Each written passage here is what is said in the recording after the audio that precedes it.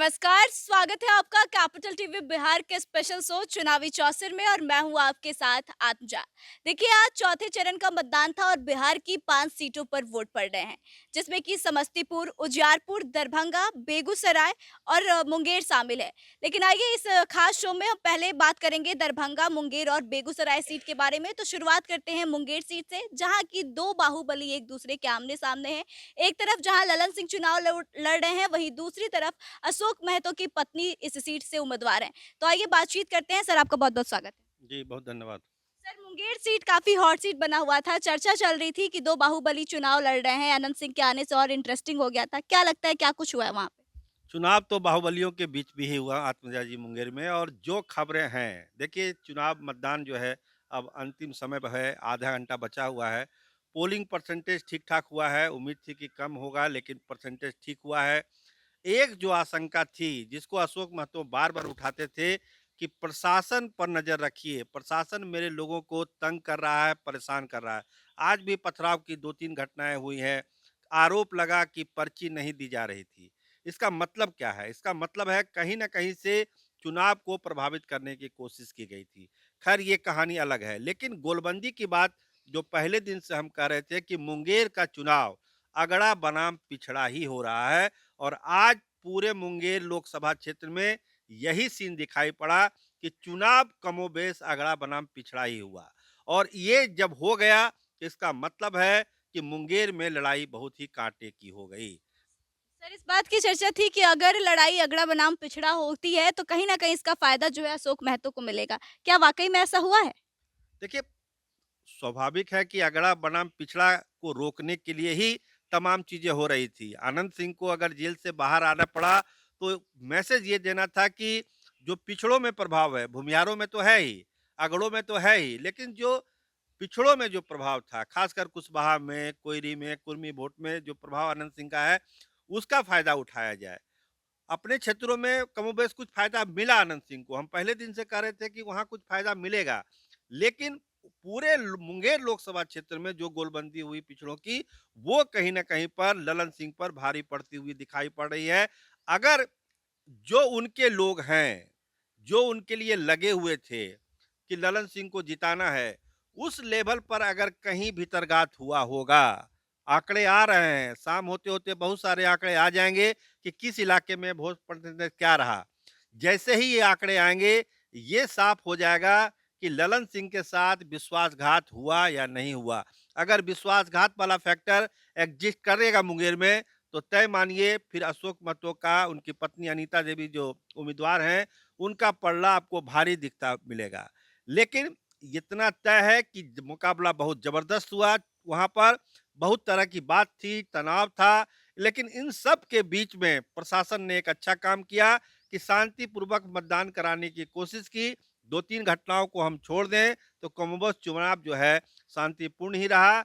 लेकिन जो समीकरण बना मुंगेर में आज मतदान वाले दिन, वो ये दिखलाने की कोशिश है कि कहीं न कहीं से पिछड़ा-अगड़ा की गोलबंदी हुई और जो अपर कास्ट वोटर थे, उन्होंने खुल के दिया ललन सिंह का साथ और जो पिछड़ा गोलबंदी थी, उसने साथ दिया अशोक का। सर, अनंत सिंह जो पैरोल पे बाहर आए, अनंत सिंह के आने से क्या ललन सिंह को फ़ायदा मिला? देखिए, फ़ायदा भी हुआ, नुकसान भी हुआ। अनंत सिंह दोधारी तलवार साबित हुए। होता है ना तलवार का 2 पार्ट, दो धारी, इधर भी नुकसान कर सकते हैं, इधर भी नुकसान कर सकते हैं, इधर भी फ़ायदा हो सकता है, उधर भी फ़ायदा हुआ। तो मुंगेर के चुनाव में अनंत सिंह दोधारी तलवार की तरफ थे। अगर आपने गोलबंदी की अपर कास्ट वोटर का, कुछ पिछड़ों में भी सेंधमारी की, तो दूसरी तरफ जो पिछड़ों में जो थोड़ा-सा बिखराव था, वो बिखराव खत्म हुआ। कि उनको लगा कि चलो देखिए क्या कर रही है सरकार, बाहुबलियों को ला रही है तो हमको भी एकजुट हो जाना चाहिए। तो उस हिसाब से जो पिछड़ा वोट था, अति पिछड़ा वोट था, खासकर जो धानुक का वोट था, जो कुर्मी का वोट था, जो कुशवाहा का वोट था, उस वोट में जबरदस्त गोलबंदी हुई, एक्शन का रिएक्शन हुआ, वो लोग गोदबंद हुए। आज जो लंबी-लंबी लाइन मुंगेर में देखने को मिली, वो उसी का प्रतिफल था कि इतनी लंबी-लंबी लाइनें थी, उन लोगों ने वोट गिराया। लेकिन आंकड़े आ रहे हैं, जो एक फैक्टर मुंगेर के चुनाव में वो काम करेगा, वो यही करेगा कि अगर भीतरघात हुआ है ललन सिंह के लिए, जिसने भी किया हो, तब नतीजा बहुत चौंकाने वाला वहाँ से आएगा। वैसे मामला वहाँ पर एकदम कांटे का है। अब दरभंगा लोकसभा सीट की बात करते हैं तो सर यहाँ पे गोपाल जी ठाकुर थे, उनके अगेंस्ट में ललित यादव थे। क्या लगता है क्या कुछ समीकरण बना है और किसके पक्ष में ज़्यादा वोट पड़े हैं? देखिए, आप आत्मजा जी याद करिए 2019 का चुनाव, क्या हुआ? यादव किधर थे? एनडीए की तरफ थे। ज़्यादातर यादवों ने वोट कर दिया एनडीए की तरफ। लेकिन इस बार चूँकि ललित यादव का फैक्टर था, तो 90% यादवों ने वोट किया लालटेन छाप पे। ललित यादव को वोट चला गया। तो ये जो एक बड़ा वोट बैंक एनडीए से शिफ्ट हुआ है, हम नहीं कह रहे हैं कि पूरा वोट गोपाल जी ठाकुर को 19 में यादवों का मिल गया, लेकिन जो भी वोट मिला 25%, 30%, 40% जो भी वोट मिला था, वो वोट इस बार गोपाल जी ठाकुर नहीं ले पाए, वो वोट चला गया इनको ललित यादव को। तो ये एक फायदा हुआ। इसके अलावा यादव और मुसलमानों की जो गोलबंदी इस बार हुई है, वो अद्भुत है। मुसलमानों ने मुसलमानों के जब विधानसभा क्षेत्र में हमारे कैपिटल टीवी के सब रिपोर्टर घूम रहे थे, उन्होंने यही खबर दी कि इतनी लंबी-लंबी लाइनें सवेरे से लोग लाइन लगाए हुए थे, कि हमको वोट करना है। तो ज़बरदस्त वोटिंग हुई मुस्लिम लोगों के बीच में। लेकिन जो एक समझने वाली बात है, गोपाल जी ठाकुर के पक्ष में जो बात जा रही है, वो बात जा रही है मोदी मैजिक की। हमने पहले भी कहा कि मोदी मैजिक काम करेगा तो गोपाल जी ठाकुर का बेड़ा पार होगा। तो वो दिख रहा है दरभंगा में, जो अ, पचकोनिया वोट है, जो पिछड़ा वोट है, अति पिछड़ा वोट है, जो अनेक अनेक लोकसभा क्षेत्र में जिसमें डिवीज़न दिखता है। मो दरभंगा ऐसी सीट है जहाँ पर ये डिवीज़न बहुत ही कम दिख रहा है। वो वोट निश्चित तौर पर कमल को ही गया है, नरेंद्र मोदी को ही गया है वो वोट, और उसी का फ़ायदा गोपाल जी ठाकुर को मिल रहा है। अगर वो वोट जो अति पिछड़ा, पिछड़ा, पचकुनिया ये सब वोट जो अगर नहीं मिलता, तो गोपाल जी ठाकुर बहुत मुश्किल में फँसे हुए थे। लेकिन जो वोटिंग परसेंटेज है, इसको गौर करना पड़ेगा कि मुस्लिमों के क्षेत्र में, यादवों के क्षेत्र में वोटिंग परसेंटेज ज़्यादा हुआ है बनिस्बत कि अगड़े जो बिरादरी हैं उनके बूथों में। तो ये एक अंतर तय करेगा। लेकिन यादव वोटों का जो नुकसान हुआ है गोपाल जी ठाकुर को, वो कमल की चिंता बढ़ाती है।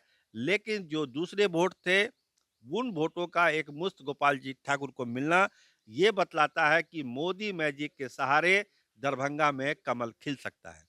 सर तो इस बात को मान लें क्या कि ये दोनों जो बातें हम लोग कह रहे हैं कि जो भी दोनों का इक्वालिटी है, किसी के लिए कुछ स्ट्रेंथ है तो किसी के लिए कुछ स्ट्रेंथ है।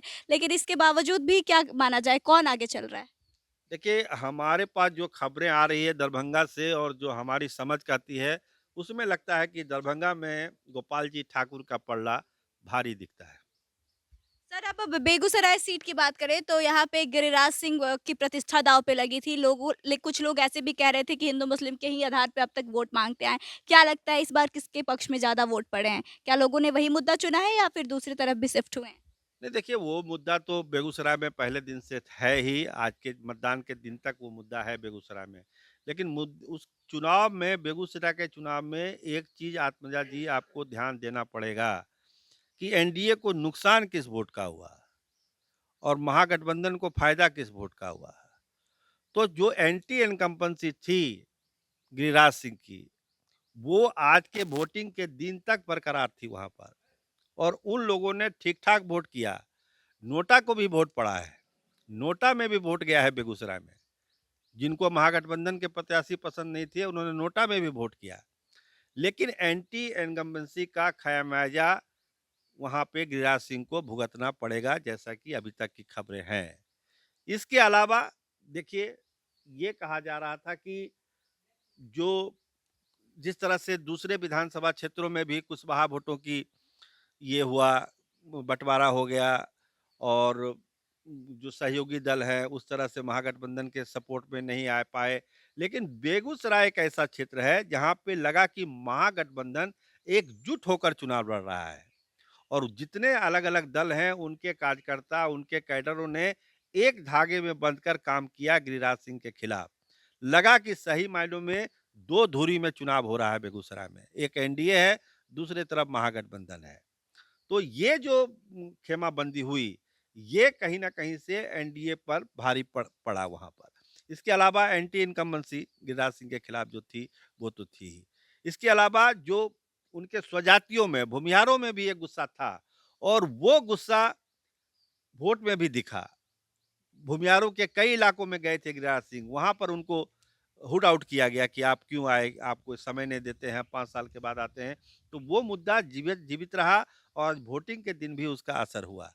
लेकिन जो सीट एनडीए को काफ़ी अंतर से जीतना चाहिए, बेगूसराय जैसी सीट, वहाँ पर ये सीट काँटे के मुकाबले में फँसा।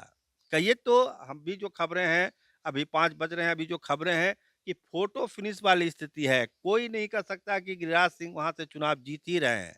हाँ, जीत भी सकते हैं, लेकिन जीत ही रहे हैं, आज के तारीख में अभी 5 बज रहे हैं शाम के, अभी ये बताना मुश्किल है। खबरें और आएगी, आंकड़े और आएगी, कल फिर हम लोग बेगूसराय की समीक्षा करेंगे, तो और साफ-साफ बताने की स्थिति में रहेंगे।